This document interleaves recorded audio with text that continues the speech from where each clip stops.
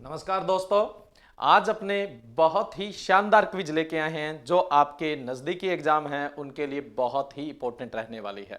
खूबसूरत क्वेश्चन है और खूबसूरत सेशन है।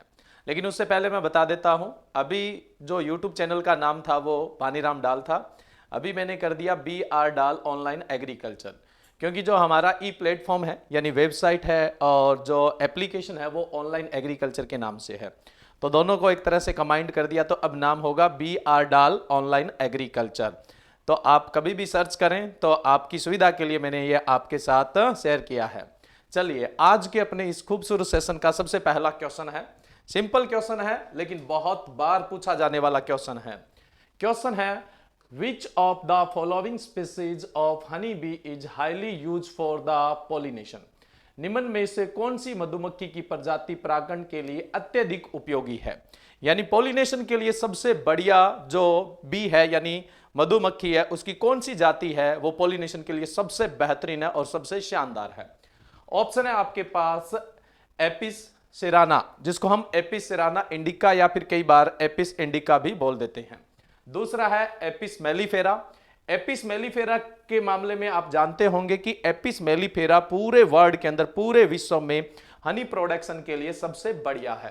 शहद उत्पादन के लिए सबसे बढ़िया जो प्रजाति है वो कौन सी है? एपिस मेलिफेरा, जिसका हनी प्रोडक्शन है वो अच्छा होता है, शानदार होता है। और ये जो मधुमक्खी होती है ये थोड़ी शांत प्रकृति की है, यानी ज्यादा अटैकिंग नेचर की नहीं होती है। इसका डोमेस्टिकेशन करना यानी इसको पालना भी आसान रहता है। ये माइग्रेटरी नेचर की नहीं होती है, यानी एक जगह को छोड़ के दूसरी जगह जाने वाली नहीं होती है। अदरवाइज क्या होता है, जो माइग्रेटरी नेचर की होती है वो अपने हिव छोड़ के चले जाएगी, तो हम प्रोडक्शन कहां से लेंगे। पूरे वर्ल्ड में सबसे अच्छी हनी प्रोडक्शन के लिए एपिस मेलिफेरा है। इंडिया के अंदर एपिस सिराना से हनी प्रोडक्शन किया जाता है, इसको हम एपिस सिराना इंडिका या फिर एपिस इंडिका बोल देते हैं। यह भी बहुत ही सीधे और सरल स्वभाव की होती है, बहुत ही सीधे और सरल स्वभाव की, यानी बिल्कुल सीधी सादी होती है। हनी प्रोडक्शन भी इसका अच्छा है। वर्ल्ड में सबसे ज्यादा जो हनी प्रोडक्शन होता है वो एपिस मेलिफेरा का होता है। इंडिया में एपिस मेलिफेरा और एपिस सिराना यानी एपिस इंडिका से भी हनी प्रोडक्शन किया जाता है। इंडिया में सबसे ज्यादा हनी प्रोडक्शन एपिस सिराना या इंडिका से किया जाता है और पूरे वर्ल्ड में एपिस मेलिफेरा से किया जाता है। वहीं पे बात करें एपिस फ्लोरिया। एपिस फ्लोरिया जो होती है हनी प्रोडक्शन में बहुत ही लो क्वालिटी की होती है, बहुत ही कम हनी प्रोडक्शन करती है, बड़े ही डरपोक नेचर की होती है, इसकी इतनी पोटेंस ज्यादा नहीं है। ये साउथ ईस्ट एशिया में देखने को मिलती है, लेकिन डोमेस्टिकेशन या पालने की दृष्टि से कोई ज्यादा बेहतरीन नहीं होती है। वहीं पे अपने बात करें एपिस डोरसाटा, इसको रोक भी बोलते हैं, सबसे बड़ी यही होती है। हालांकि हनी प्रोडक्शन सबसे ज्यादा इसका होता है, लेकिन सबसे सुटेबल कौन सी बताई मैंने? Apis mellifera. प्रोडक्शन ज्यादा किसका होता है? एपिस डोरसाटा का, लेकिन फिर भी हम इसको नहीं पालते हैं, यानी इसका डोमेस्टिकेशन नहीं करते हैं। कारण एक तो ये बहुत ही अटैकिंग नेचर की होती है, बहुत ही गुस्सेले स्वभाव की होती है, डरती डरती नहीं है बिल्कुल भी। और दूसरी इसकी प्रॉब्लम है, ये बहुत ज्यादा माइग्रेटरी नेचर की होती है, वाइल्ड में बहुत ज्यादा देखने को मिलती है। ये वाइल्ड है। ये कैसी है? वाइल्ड है। एपिस मेलिफेरा, इसको हम वेस्टर्न बी के नाम से भी जानते हैं, वेस्टर्न यानी पश्चिमी मधुमक्खी के नाम से भी जाना जाता है। और एपिस डोरसाटा, इसको हम रोक बी के नाम से जानते हैं। खतरनाक है, अटैकिंग नेचर की है और माइग्रेटरी स्वभाव की है। लेकिन क्वेश्चन अपना ये नहीं था। क्वेश्चन क्या था कि इनमें से सबसे ज्यादा पॉलिनेशन के लिए सबसे सुटेबल कौन सी है? तो पॉलिनेशन के लिए सबसे सुटेबल जो है वो एपिस सेराना है। कौन सी है? एपिस सेराना इंडिका, या फिर आप इसको एपिस सेराना या फिर एपिस इंडिका भी बोल सकते हैं। इस क्वेश्चन का आपका राइट आंसर होगा ए ऑप्शन, और बहुत इंपॉर्टेंट है, ए ऑप्शन इस क्वेश्चन का राइट है। ठीक है। दूसरा मैं आपको बता देता हूं, जो यहां पर आप स्लाइड देख रहे हैं, पीपीटी देख रहे हैं, इसका जो पीडीएफ है वो ऑनलाइन एग्रीकल्चर टेलीग्राम पे आप प्राप्त कर सकते हैं। बहुत ही शानदार पीडीएफ है, देखो कितनी खूबसूरत मेहनत की आप लोगों के लिए। तो ये पीडीएफ वहां से आप प्राप्त कर सकते हैं, वहां से इसको डाउनलोड कर सकते हैं। ऑनलाइन एग्रीकल्चर टेलीग्राम, जिसका लिंक नीचे डिस्क्रिप्शन बॉक्स में भी दिया हुआ है। ये आप देख सकते हैं, एपिस सिराना या एपिस इंडिका है ना, अच्छी मक्खी है। एपिस मेलिफेरा शहद उत्पादन के लिए, हनी प्रोडक्शन के लिए बहुत ही बढ़िया है। एपिस फ्लोरा ये बहुत डरपोक नेचर की है, हनी प्रोडक्शन नहीं करना है इससे आपको, नहीं तो आपको घाटा होगा क्योंकि कोई विशेष इसका प्रोडक्शन नहीं होता। और एपिस डोरसाटा को आप भूल कर भी मत पाल लेना क्योंकि ये बहुत ही अटैकिंग नेचर की होती है, बहुत ज्यादा नुकसान पहुंचाती है और बड़े साइज की भी होती है। चलिए अपने नेक्स्ट क्वेश्चन से पहले एक जरूरी इंफॉर्मेशन आपको बता देते हैं। जैसा कि आपको पता है राजस्थान में डब्ल्यूओ की वैकेंसी आ चुकी है, सीट केवल 21 है, उम्मीद है कि पद बढ़ेंगे ही बढ़ेंगे, इसमें कोई दो राय नहीं है। इसका जो ऑनलाइन बैच है वो 1 दिसंबर 2021 से स्टार्ट हो रहा है। 1 दिसंबर 2021 से सुबह के टाइम स्टार्ट हो रहा है और शाम के टाइम का बैच ऑलरेडी चल रहा है। ठीक है, और ज्यादा इंफॉर्मेशन चाहते हो तो नीचे दिए गए व्हाट्सएप नंबर पे आप मैसेज करके आप और ज्यादा इंक्वायरी कर सकते हैं। और ये कोर्स आपको कहां मिलने वाला है, ऑनलाइन एग्रीकल्चर ऐप पे या फिर ऑनलाइन एग्रीकल्चर वेबसाइट पर आप इस कोर्स को एक्सेस कर सकते हैं। इसी के साथ हम प्री पीजी यानी एमएससी एंट्रेंस के लिए भी बैच 1 दिसंबर से स्टार्ट कर रहे हैं। मैं ये बैच भी ऑनलाइन की बात कर रहा हूं। ये बैच हमारा स्टार्ट हो रहा है 1 दिसंबर से। कब स्टार्ट हो रहा है? 1 दिसंबर से। प्री पीजी यानी एमएससी एंट्रेंस के लिए जितनी भी स्टेट एग्रीकल्चर यूनिवर्सिटी है या कोई सेंट्रल एग्रीकल्चर यूनिवर्सिटी है उनमें जो एंट्रेंस के एग्जाम लगते हैं, इवन बीएचयू भी साथ में ही है, तो उनके एंट्रेंस एग्जाम के लिए नया बैच 1 दिसंबर से स्टार्ट हो रहा है। इसकी इंफॉर्मेशन भी आप नीचे दिए गए व्हाट्सएप नंबर से ले सकते हैं। उसके अलावा मैं ऑफलाइन बैच की बात करूं, ऑफलाइन जो बैच है डब्ल्यू और प्री पीजी का, हमारा जो संस्थान है श्री गंगानगर में, जॉबनेर कोचिंग श्री गंगानगर के नाम से है। ठीक है, तो वहां पर ऑफलाइन बैच है वो 29 नवंबर को स्टार्ट हो रहा है और इस बैच का जो टाइमिंग है वो 1 बजे का टाइम है। कितने बजे का? 1 बजे का आपका टाइम है। इसकी भी आप इंफॉर्मेशन प्राप्त करना चाहते हैं तो नीचे दिए गए व्हाट्सएप नंबर पे आप कांटेक्ट कर सकते हैं। चलिए नेक्स्ट क्वेश्चन पे चलते हैं। अगला क्वेश्चन सिंपल है, देखते हैं कितने लोग इस क्वेश्चन के लिए सही आंसर कर पाते हैं। क्वेश्चन है wheat revolution book was written by, wheat revolution यानी गेहूं की क्रांति पुस्तक किसके द्वारा लिखी गई है? Doctor N E. Borlaug. A option है आपका एन.ई. बोरलॉग। जानते हैं आप अच्छी तरह, पूरे वर्ल्ड में, पूरे विश्व में हरित क्रांति के जनक यानी ग्रीन रिवोल्यूशन के जो जनक है, father of green revolution, doctor N E. Borlaug को कहा जाता है। बी ऑप्शन है आपका S K. Vasal, doctor S K. Vasal. Doctor Surendra K Vasal नाम सुना होगा। क्वालिटेटिव प्रोटीन मेज जो खोजा था वो एस.के. वसल ने खोजा था। क्वालिटेटिव प्रोटीन मेज जो खोजा था वो किसने खोजा था? एस.के. वसल ने खोजा था। और इसके लिए इन्हें 2000 के अंदर वर्ल्ड फूड प्राइज दिया गया था। 2000 में वर्ल्ड फूड प्राइज दिया गया था। ठीक है, ये भी आपको याद रखना है। तीसरा है doctor K L. Chadha. Doctor K L. Chadha को भारत में national scientist, national horticulture scientist की उपाधि प्रदान है और इन्हें गोल्डन रिवोल्यूशन यानी सुनहरी क्रांति के जनक भी कहते हैं। सुनहरी क्रांति के जनक कहा जाता है, father of golden revolution in India. Bharat में सुनहरी क्रांति के जनक है डॉक्टर के.एल. चड्डा और इन्हें भारत में नेशनल हॉर्टिकल्चर साइंटिस्ट की उपाधि भी प्रदान है। उसके अलावा इनकी एक बहुत ही पॉपुलर बुक है हैंडबुक ऑफ हॉर्टिकल्चर, वो किसके द्वारा लिखी गई है? Doctor K L. चड्डा के द्वारा लिखी गई है। चौथा डी ऑप्शन आपका यहां पर है, यहां से लिखा डी ऑप्शन आपका है doctor MS. Swaminathan. Doctor MS. Swaminathan Bharat में हरित क्रांति के जनक है, वो डॉक्टर एम.एस. स्वामीनाथन है। किसान आयोग के अध्यक्ष भी डॉक्टर एम.एस. स्वामीनाथन थे जो 2004 में बना था आपका। उसके अलावा हमने यहां क्वेश्चन पूछा था व्हीट रिवोल्यूशन। व्हीट रिवोल्यूशन जो बुक है वो भी डॉक्टर एम.एस. स्वामीनाथन द्वारा ही लिखी गई है। व्हीट रिवोल्यूशन जो बुक लिखी गई है वो डॉक्टर एम.एस. स्वामीनाथन के द्वारा ही लिखी गई है। व्हीट रिवोल्यूशन गेहूं की क्रांति पुस्तक डॉक्टर एम.एस. स्वामीनाथन के द्वारा लिखी गई है। और इस दुनिया में सबसे पहला जो वर्ल्ड फूड प्राइज है वो 1987 में स्टार्ट हुआ और वो सबसे पहले डॉक्टर एम.एस. स्वामीनाथन को मिला था। ठीक है, ये भी आपको ध्यान में रखना है। क्वेश्चन था व्हीट रिवोल्यूशन बुक किसकी लिखी हुई है? Doctor MS. स्वामीनाथन की लिखी हुई है। ये भी एक आप लोगों के लिए इंपॉर्टेंट क्वेश्चन रहने वाला है एग्जाम के लिए। नेक्स्ट अगला क्वेश्चन है water gardening is also called a, जल उद्यान को अन्य किस नाम से जाना जाता है? जल उद्यान को किस नाम से जाना जाता है? ए ऑप्शन है परगोला, बी ऑप्शन है आपका हार्डस्केप और अगला ऑप्शन है आपका एक्वास्केप और अगला ऑप्शन है आपका एल्पाइन गार्डन। देखिए नाम से ही पता लग रहा होगा कि वाटर गार्डनिंग है, उसको दूसरे नाम में क्या बोला जाता है? एक्वा बोले तो जल, है ना। एक्वास्केपिंग कहा जाता है। क्या कहा जाता है? एक्वास्केपिंग कहा जाता है। वाटर गार्डनिंग को एक्वास्केपिंग के नाम से भी जाना जाता है। अब मैं आपको थोड़ा सा डिस्क्रिप्टिव तरीके से बता देता हूं। आप देखिए यहां पे परगोला, देखो परगोला क्या होता है, ये एक सिंगल जो स्ट्रक्चर है इसको बोलते हैं हम आर्च। आर्च को हिंदी में बोलते हैं तोरण। क्या बोलते हैं? तोरण बोलते हैं।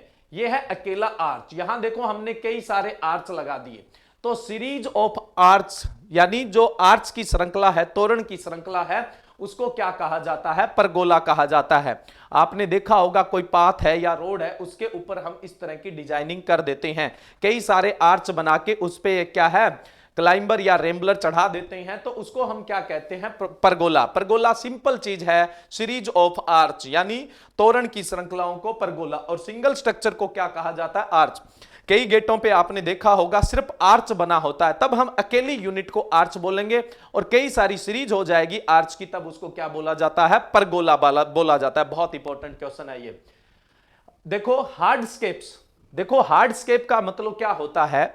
जब हम कोई गार्डनिंग करते हैं तो उस गार्डनिंग में एक तो वेजिटेशन होती है, और दूसरा क्या होता है, कुछ फिजिकल चीजें भी होती है, भौतिक चीजें भी होती है, जैसे ये स्टोन है, पत्थर है, तो इनको अपने क्या बोलते हैं? हार्डस्केप बोलते हैं।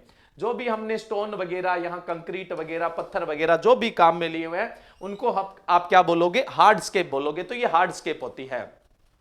एक्वास्केपिंग आप देख सकते हो, पानी के अंदर अगर आप कोई गार्डनिंग करते हैं तो उसको आप क्या बोलेंगे? एक्वास्केपिंग बोलेंगे। नेक्स्ट आप देखते हैं एल्पाइन गार्डन, जिसपे एल्पाइन वेजिटेशन लगी होती है, उसको आप क्या कहते हैं? एल्पाइन गार्डन कहते हैं। चलिए नेक्स्ट क्वेश्चन पे चलते हैं। अगला क्वेश्चन है अपना, the last step in teaching learning process. देखिए ये जो क्वेश्चन है ये आपका एक्सटेंशन एजुकेशन से है, प्रसार शिक्षा से है। टीचिंग लर्निंग प्रोसेस का अंतिम चरण क्या होता है? ऑप्शन ए है आपके पास डिजायर, इच्छा। बी ऑप्शन है आपके पास सेटिस्फैक्शन यानी संतुष्टि। नेक्स्ट ऑप्शन है आपके पास कन्विक्शंस, और डी ऑप्शन है आपके पास एक्शन। तो जो टीचिंग लर्निंग प्रोसेस होती है उसके क्या क्या स्टेप होते हैं, मैं आपको एक डायग्राम से बता देता हूं। सबसे पहले अटेंशन है ना, मतलब सबसे पहले अटेंशन क्रिएट करते हैं, फिर इंटरेस्ट क्रिएट किया जाता है, फिर डिजायर, इच्छाएं देखी जाती है, फिर उसकी तरफ कन्विक्शंस होता है ना, और फिर एक्शन होता है। एक्शन यानी प्रक्रिया होती है, और प्रक्रिया करने से सेटिस्फैक्शन होता है। जैसे ये पीडीएफ हमने तैयार किया, ठीक है, वो हमारा एक्शन था, और ये पीडीएफ तैयार होके और अब मैं वीडियो बना रहा हूं, ये भी एक्शन है। अब वीडियो बन गया, वाह आज वीडियो बना दिया और आप लोगों के ये काम आएगा, मुझे संतुष्टि हो गई। तो जब आप कोई चीज सीखते हैं या सिखाते हैं, तो जब उसकी प्रक्रिया हो जाती है तब हम उससे संतुष्ट हो जाते हैं। तो टीचिंग लर्निंग का जो अंतिम स्टेप होता है वो सेटिस्फैक्शन होता है। इस क्वेश्चन का आपका राइट आंसर होगा, वो होगा सेटिस्फैक्शन। क्या होगा? सेटिस्फैक्शन इसका राइट आंसर है। नेक्स्ट अगला जो क्वेश्चन है वो भी शानदार क्वेश्चन है, और मुझे उम्मीद है कि आप सब लोग इसका आंसर कर पाएंगे। पोस्टर इज, जो पोस्टर है वो क्या है? Projected visual add. Projected visual add, visual जो दिखता है, विजुअल जो आप देखते हैं। प्रोजेक्टेड का मतलब होता है जिस एड को संचालित करने के लिए किसी मोटर की नीड होती है, या फिर एक मशीन से दूसरे तरफ उसको ट्रांसफर करना होता है, तो जहां पर मशीन की नीड होती है वो प्रोजेक्टेड एड होता है। तो पोस्टर में कोई मशीन नहीं लगी होती जैसे टीवी में लगी होती है, ठीक है, तो प्रोजेक्टेड विजुअल एड तो है ही नहीं। दूसरा है ऑडियो विजुअल एड्स, जिससे हमें दिखता भी है और सुनता भी है। टीवी है वो कैसा है? ऑडियो विजुअल एड है। तो पोस्टर है वो कुछ बोलता तो है ही नहीं, तो ऑडियो विजुअल एड तो होगा ही नहीं। ऑडियो एड जिससे हम सिर्फ सुन सकते हैं, जैसे टैप रिकॉर्ड्स है, या फिर मैं बात करूं रेडियो है, वो ऑडियो एड्स होते हैं, तो ऑडियो एड्स भी नहीं है। नॉन प्रोजेक्टेड विजुअल एड, जिसमें कोई मशीन नहीं है, दिखता है, वो कौन सा है? नॉन प्रोजेक्टेड विजुअल एड है। तो जाहिर सी बात है पोस्टर कौन सा हुआ? नॉन प्रोजेक्टेड विजुअल एड हुआ, नॉन प्रोजेक्टेड विजुअल एड हुआ, सिंपल हुआ, है ना।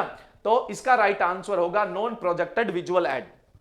नेक्स्ट देखो प्रोजेक्टेड एड, मैंने यहां डेफिनेशन दे रखी है प्रोजेक्टेड एड क्या होता है, ताकि आप अपनी समझ को और बेहतरीन कर सकें।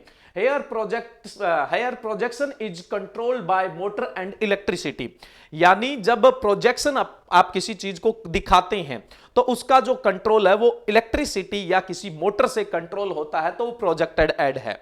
जैसे एग्जांपल मैं बात करूं, पैक्यू प्रोजेक्ट्स है, स्लाइड्स है, फिल्म स्ट्रिप्स है, ओवरहेड प्रोजेक्ट है, एलसीडी पैनल्स है, स्लाइड है, उसके अलावा एपिडोस्कोप्स है, साइड कम फिल्म स्ट्रिप्स है, फिल्म्स है, ये सब किसके अंदर आते हैं?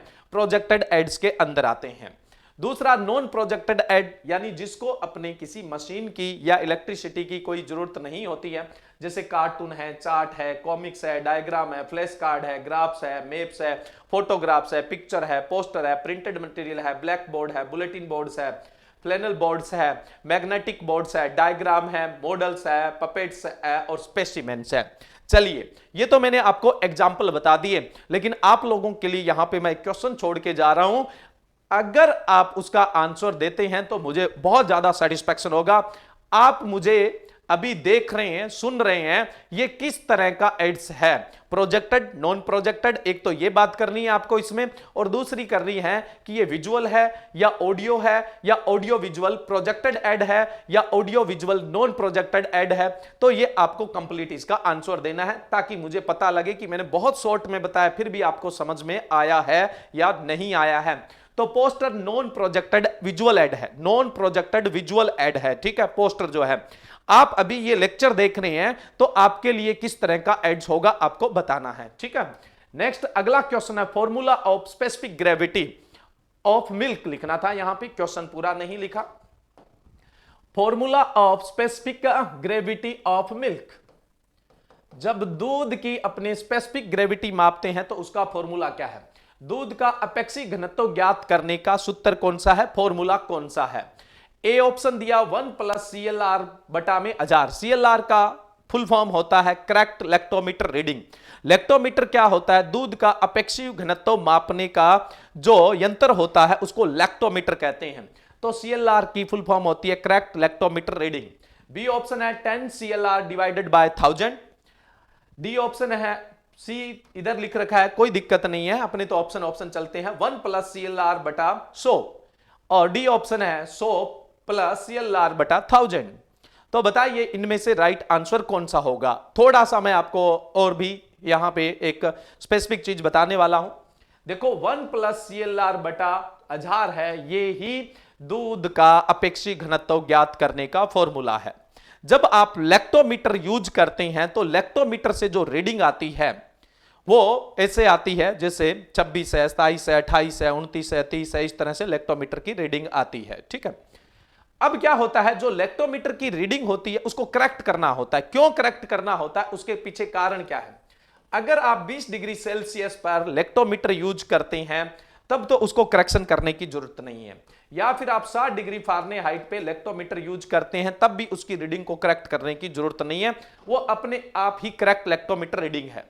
लेकिन अगर इससे कम तापमान है या इससे ज्यादा तापमान है तब आपको उसको करेक्ट करना पड़ता है। अब वो करेक्ट कैसे करते हो वो भी मैं बता देता हूं, ये क्वेश्चन पूरा बता देता हूं। वैसे मैंने पहले सुपरवाइजर का पेपर था राजस्थान में, उससे पहले दिन करवाया था और अगले दिन ही क्वेश्चन आ गया था। देखिए मान लो आपकी लैक्टोमीटर रीडिंग है वो आप लेते हो 70 डिग्री फ़ारेनहाइट पे, पहले फ़ारेनहाइट की बात करता हूं, 70 डिग्री फ़ारेनहाइट पे लेते हैं। अब क्या है, आपको रीडिंग लेनी कितने पे थी? 60 डिग्री फ़ारेनहाइट पे लेनी थी, लेकिन आपका दूध का तापमान था 70 डिग्री फ़ारेनहाइट था। अब आप इसको करेक्ट कैसे करेंगे? देखो करेक्ट करने का मतलब होता है, अगर कोई फ़ारेनहाइट की अगर हम बात करें 60 डिग्री फ़ारेनहाइट से टेम्परेचर अगर 1 डिग्री फ़ारेनहाइट ऊपर नीचे होता है, अगर ऊपर होता है तो हम क्या करेंगे, 0.1 ऊपर कर देंगे, और अगर तापमान नीचे होता है तो 0.1 है वो नीचे कर देंगे, ये जो रीडिंग है उसमें करेक्शन कर देंगे 0.1। मैं आपको इसको थोड़ा सा बोर्ड पे बता देता हूं तो और ज्यादा बेहतरीन तरीके से समझेंगे, आपको कोई कंफ्यूजन नहीं होगा, क्योंकि यहां बीच बीच में कुछ लिखा हुआ है इसलिए आप थोड़ा सा कंफ्यूज हो जाएंगे। सबसे पहले हम फ़ारेनहाइट की बात करते हैं। हमें रीडिंग कितने पे लेनी थी? 60 डिग्री फ़ारेनहाइट पे, लेकिन आपने रीडिंग ली कितने पे? 70 डिग्री फ़ारेनहाइट पे ली। अब आपको क्या है, जो लैक्टोमीटर की रीडिंग है वो करेक्ट करनी पड़ेगी। 70 डिग्री फ़ारेनहाइट पे जो आपने रीडिंग ली थी वो थी लैक्टोमीटर की 28। कितनी रीडिंग थी? 28। लेकिन ये करेक्ट नहीं है। आपको करेक्ट लैक्टोमीटर रीडिंग लेने के लिए क्या करना पड़ेगा?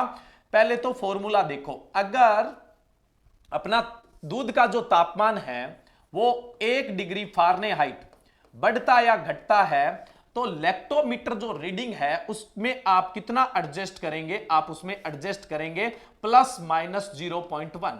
कितना प्लस माइनस करेंगे? 0.1 करेंगे 1 डिग्री फारेनहाइट पे।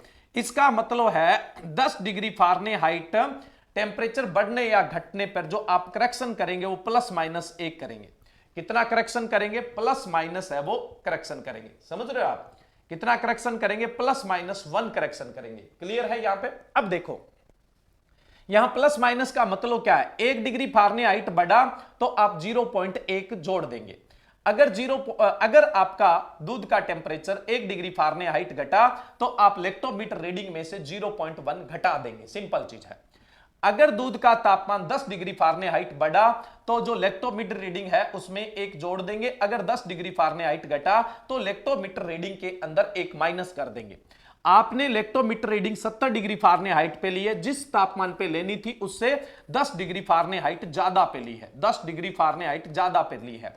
तो अब लैक्टोमीटर रीडिंग में आप 1 जोड़ेंगे। कितना जोड़ेंगे? 1। अब देखिए कितना जोड़ना है आपको? 1। तो अब आप लैक्टोमीटर की रीडिंग कितनी मानेंगे? 19। यानी अब आपका CLR कितना हो गया? 29 हो गया, 29 हो गया। ठीक है। अब आप उस फॉर्मूले में चलिए, 1 प्लस CLR बटा में 1000, ये आपका दूध का अपेक्षित घनत्व ज्ञात करने का फॉर्मूला था। इस फॉर्मूले में कोई वैल्यू रखने की जरूरत नहीं है। जो भी आपके पास CLR होता है, CLR कितना होता है?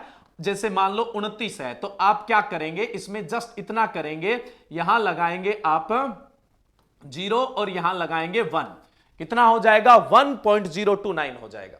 कितना हो जाएगा? 1.029। और आपने पढ़ा है दूध का जो अपेक्षित घनत्व होता है वो 1.028 से लेकर 1.032 के बीच में होता है। दूध का जो अपेक्षित घनत्व होता है वो 1.028 से लेकर 1.032 होता है। अब आपको इस फॉर्मूले में जाने की जरूरत ही नहीं, आप सीधा देखिए। अगर मान लो करेक्ट लैक्टोमीटर रीडिंग होती तो आप कर देते 1.028, अगर 29 आती तो 1.029, अगर लैक्टोमीटर रीडिंग 30 आ रही है तो आप सीधा कर दीजिए 1.030, अगर करेक्ट लैक्टोमीटर रीडिंग 31 है तो 1.031। कहां फॉर्मूले में रखने की जरूरत है? और सुपरवाइजर में क्वेश्चन आया था कि करेक्ट लैक्टोमीटर रीडिंग 28 है, करेक्ट लैक्टोमीटर रीडिंग 28 है तो दूध का अपेक्षित घनत्व कितना है? बस इतना सा लिखने की जरूरत थी और आपका क्वेश्चन क्या हो जाता? यहां पे राइट हो जाता। तो इस तरह से आप दूध का अपेक्षित घनत्व इस फॉर्मूले के जरिए निकाल सकते हैं। मैंने कहा फॉर्मूला आपको लिखने की जरूरत ही नहीं है, वो फॉर्मूले में वैल्यू रखने की जरूरत नहीं है, कैलकुलेशन करने की जरूरत नहीं है। सीधा आप क्या करें, जो आपकी करेक्ट लैक्टोमीटर रीडिंग है 32, उसके आगे एक 0 लगाइए, फिर पॉइंट लगाइए, फिर 1 लगा दीजिए, ये दूध का अपेक्षित घनत्व बन जाता है। ये तो बात की मैंने फारेनहाइट की। दूसरा, दूध का अपेक्षित घनत्व डिग्री सेल्सियस पे बात करें तो 20 डिग्री सेल्सियस पे निकालना चाहिए। अब मान लो कि 20 डिग्री सेल्सियस पे आपने दूध का जो लैक्टोमीटर रीडिंग है वो लिया 30, है ना? तो ये बिल्कुल करेक्ट है। ये क्या है? बिल्कुल करेक्ट है। अब आप इसको CLR में भी कितना लोगे? 30 ही मानोगे। लेकिन तापमान कम ज्यादा हो जाता है। मान लो कि आपने 15 डिग्री सेल्सियस पर कोई लैक्टोमीटर रीडिंग ली है और वो लैक्टोमीटर रीडिंग आई है 30। अब आपको इसको करेक्ट करना पड़ेगा, यानी CLR में चेंज करना पड़ेगा। अब देखो प्लस माइनस 1 डिग्री सेल्सियस होने पर लैक्टोमीटर की रीडिंग कितनी एडजस्ट करोगे? 0.2 करोगे। डिग्री सेल्सियस के केस में 0.2 करोगे, डिग्री फारेनहाइट के केस में 0.1 करोगे। ठीक है। इसका मतलब हुआ कि 10 डिग्री सेल्सियस टेम्परेचर बढ़ने घटने पर लैक्टोमीटर रीडिंग है वो 2 आप एडजस्ट करेंगे। कितनी एडजस्ट करेंगे? 2 एडजस्ट करेंगे। या तो 2 ऊपर करेंगे या 2 नीचे करेंगे। अब देखिए लैक्टोमीटर रीडिंग कितने तापमान पे ली आपने? 15 पे। कितना तापमान कम था? 5 डिग्री सेल्सियस। कितना कम था? 5 डिग्री सेल्सियस कम था। तो जाहिर सी बात है कितनी लैक्टोमीटर रीडिंग घटा देंगे? 5 को 0.2 से करेंगे तो 1 आंसर आएगा। यानी आपको लैक्टोमीटर रीडिंग कितनी घटानी है? -1 घटानी है। आपने ली तब कितनी थी? 30। अब कितना करना है आपको? -1। तो ये आपकी CLR आ गई 29। ठीक है। अब इसको अपेक्षित घनत्व में कन्वर्ट करना है। फॉर्मूला आपको ये काम में लेना था, लेकिन फॉर्मूले की आपको जरूरत कहां पे है? आप 29 आया है तो सीधा 1.029 दूध का अपेक्षित घनत्व निकाल दोगे। ये दूध का जो अपेक्षित घनत्व है यानी आप इसको ग्रेविटी बोल देते हैं, स्पेसिफिक ग्रेविटी है वो दूध की कितनी है, 1.029 है। इस तरह से कैलकुलेट कर सकते हैं। आपने पढ़ा है दूध का अपेक्षिक घनत्व जो होता है, स्पेसिफिक ग्रेविटी होती है वो ये होती है एवरेज। अगर इसमें से मैं गाय के दूध की बात करूं तो गाय के दूध का अपेक्षिक घनत्व ये होता है, और भैंस के दूध का अपेक्षिक घनत्व जो है 1.030 से लेकर 1.032 तक होता है। ये गाय के दूध का, काउज के मिल्क का है, ये बफेलो के मिल्क का है। ठीक है, तो ये आपको ध्यान में रखना है, और ये एक इंपॉर्टेंट क्वेश्चन है, बहुत सारे एग्जाम में पूछा जाता है। और इस क्वेश्चन का आपका जो राइट आंसर था वो ए ऑप्शन राइट था। नेक्स्ट क्वेश्चन में चलते हैं। अगला क्वेश्चन बहुत इंपॉर्टेंट है लेकिन सिंपल है, इसमें कोई ज्यादा विशेष नहीं है। यहां क्वेश्चन था हेटेरोसिस की डोमिनेंट अवधारणा किसने दी थी। Dominant hypothesis of heterosis is given by, यहां पे नाम दिया हुआ है सबसे पहला नील्सन एहिल। नील्सन एहिल आपने नाम सुना होगा। जब हम हाइब्रिडाइजेशन की बात करते हैं तो उसमें बल्क मेथड आता है, तो बल्क मेथड 1908 में नील्सन एहिल ने दिया था। किसने दिया था? नील्सन एहिल ने, जिसको आप पॉपुलेशन मेथड के नाम से भी जानते हैं और मास मेथड के नाम से भी जानते हैं। दूसरा है वेवेलियो। जो वेवेलियो है, इन्होंने सेंटर ऑफ ओरिजिन दिए थे, उत्पत्ति के केंद्र दिए थे। उसके अलावा ये दोनों ही साइंटिस्ट जो है, यानी डेवनोपार्ट एक तरफ और दूसरे सूल व ईस्ट, ये दोनों ही किससे संबंधित है? हेटेरोसिस से संबंधित है। पहले हम थोड़ा व्याख्या में चलते हैं और उसके बाद थोड़ा सा हम डिस्क्रिप्शन की बात करते हैं, फिर हम क्या है आंसर में चलेंगे। ये थोड़ी सी मैंने आपके यहां हिस्ट्री दे रखी है जो हेटेरोसिस से रिलेटेड है। अब आपको पता होना चाहिए हेटेरोसिस क्या है, पहले वो मैं बता देता हूं। आपने ए इंटू बी के बीच में क्रॉस करवाया, ए और बी के बीच में क्रॉस करवाया, इससे अपने को जनरेशन मिली ए बी। ये ए बी जो जनरेशन है, ये ए बी जनरेशन है, अगर ये अपने इन पेरेंट्स से क्या होती है? सुपर होती है, यानी ज्यादा शानदार होती है, तब हम इसको बोलते हैं हाइब्रिड विगर। क्या बोलते हैं? हाइब्रिड विगर, संकर ओज। और ये संकर ओज बनाने की पूरी प्रक्रिया है, उसको क्या बोला जाता है? हेटेरोसिस। ये संकर ओज बनाने की जो पूरी प्रक्रिया है, हाइब्रिड विगर जो अपने बात करते हैं डेवलप करने की जो पूरी प्रोसेस है, उसको हम क्या बोलते हैं? हेटेरोसिस। 1907 में सिम्पसन जो है, उन्होंने क्या किया कि बहुत सारे प्लांट्स है या बहुत सारी वैरायटी है, उनमें हाइब्रिडाइजेशन से रिजुविनेशन किया, है ना, मतलब पुनः नवीनीकरण किया। 1908 में डेवनोपार्ट में डोमिनेंट थ्योरी दी थी, डोमिनेंट हाइपोथेसिस दी थी, यानी प्रभाविता की अवधारणा दी थी। किसने दी थी? 1908 में डेवनोपार्ट। अब देखो आपका क्वेश्चन क्या था, यहां पे क्वेश्चन यही था कि जो डोमिनेंस हाइपोथेसिस है वो किसने दी थी? डेवनोपार्ट ने दी थी। तो इस क्वेश्चन का आंसर तो आपको मिल गया। डोमिनेंट हाइपोथेसिस किसने दी थी? तो डेवनोपार्ट ने दी थी। किसने? डेवनोपार्ट। और भी अपने थोड़ी हिस्ट्री की बात करते हैं तो आगे 1908 में ईस्ट एंड सूल, दो साइंटिस्ट जो अपना एक और ऑप्शन था, उन्होंने अवर डोमिनेंस हाइपोथेसिस दी थी। अवर डोमिनेंस, डोमिनेंस तो किसने दी? डेवनोपार्ट। डोमिनेंट डेवनोपार्ट, डी से डोमिनेंट, डी से डेवनोपार्ट। बट अवर डोमिनेंस है वो ईस्ट और सूल ने दी थी, ईस्ट और सूल ने दी थी। उसके बाद अगर हम बात करें 1912 में ईस्ट और हेज ने स्टिमुल्स ऑफ हेट्रोजाइगोसिस, ठीक है।